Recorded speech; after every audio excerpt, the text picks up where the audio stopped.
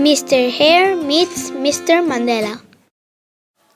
One morning, Mr. Hare stepped out of his door and saw a 200 rand note. Mr. Hare told to the kangaroo messenger to make a net of all the animals under the tree. All the animals make a circle under the tree. Mr. Hare stood in the center. I have important news for you, said. This morning I saw this paper on my doorstep. He showed the note. I don't know what it is, but I'll go to the city to give to Mandela because there is her face.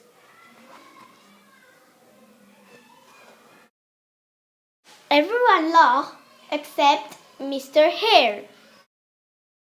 You're crazy, said the buffalo. Why? Because you can't read. I don't care. I go to the city. And then Mr. Hare go to the city with the 200 rand note. The next day, he arrived to the city and he entered.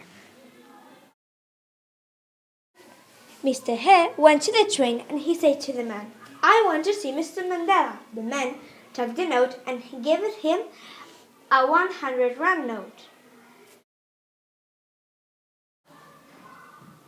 Mr. Hare saw that the note changed, but he continued because Mr. Mandela face on it. Then he saw the man again, and he said, You can read, don't eat on the train. Mr. Hare takes the carrots. And then he saw a candy shop and buy a box of candies. Then he has a 10 rand note. Then he saw the word, Does Mr. Mandela live here? Yes, he does. I'm Mr. Hare of the African bush. I have an important note for him. The word said to the hare, You can enter. Mr. Mandela was puzzled, but he held the note with a smile. Mr. Hare turned to the African bush. In the morning, saw in his doorstep another 200 rand note, and he said, Oh no, I have to turn to the city. Mr. Hare turns to the city. The end!